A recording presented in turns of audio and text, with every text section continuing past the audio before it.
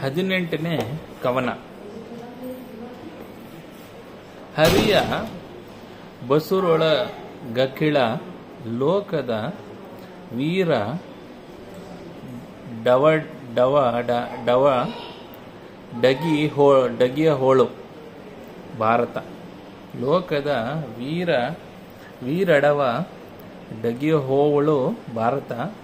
ಶರದಿಯೊಳಗೆ ಅಡಗಿ ಅನೇಕ ಪುರಾಣ ಅಡಗಿವ ಅನೇಕ ಪುರಾಣ ಶಾಸ್ತ್ರಗಳು.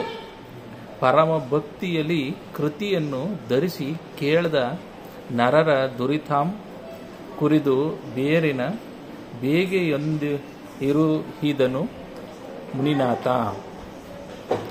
ಅಂದರೆ ಹರಿಯ ಬಸುರೊಳಗಕಿಳ ಅಂದರೆ ಹರಿಯ ಹೊಟ್ಟೆಯಲ್ಲಿ ಅಥವಾ ಜಠರದಲ್ಲಿ, ಹರಿಯ ಹೊಟ್ಟೆಯಲ್ಲಿ ಅಥವಾ ಜಠರದಲ್ಲಿ ಸಮಸ್ತ ಲೋಕಗಳಿಂದ ಕೂಡಿದ ವಿರಾಟವು ಇರುವಂತೆ ಮಹಾಭಾರತವೆಂಬ ಸಾಗರದಲ್ಲಿ ಅನೇಕ ಪುರಾಣಗಳು ಶಾಸ್ತ್ರಗಳು ಸೇರಿ ಹೋಗಿದೆ. ಅಂದರೆ ಲೋಕದ ವೀರಡವ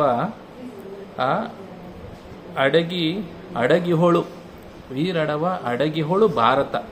ಅನೇಕ ಕಥೆಗಳು, ಶಾಸ್ತ್ರಗಳು, ಪುರಾಣಗಳು ಮಹಾಭಾರತದಲ್ಲಿ ಅಡಗಿವೆ. ಶರದಿಯೊಳು ಅಡಗಿವ ಅನೇಕ ಪುರಾಣ ಶಾಸ್ತ್ರಗಳು. ಮಹಾಭಾರತದಲ್ಲಿ ಅನೇಕ ಪುರಾಣಗಳು, ಶಾಸ್ತ್ರಗಳು ಅಡಗಿವೆ. ಪರಮ ಭಕ್ತಿಯಲ್ಲಿ ಕೃತಿಯ ಅನವ ಧರಿಸಿ ಕೇಳ್ದ ನರರು.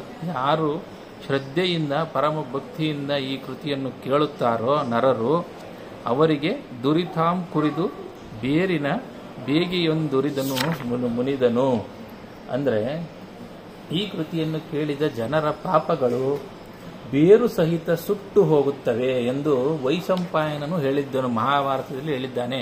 ಅದೇ ರೀತಿಯಾಗಿ ಕುಮಾರವ್ಯಾಸರು ನರರು ದುರಿತಾಂ ಕುರಿದು ಬೇರಿನ ಬೇಗೆಯೊಂದುರಿದನು.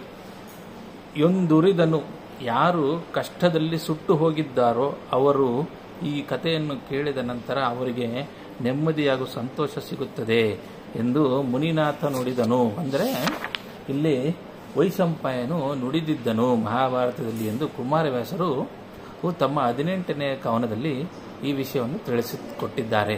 ಧನ್ಯವಾದಗಳು.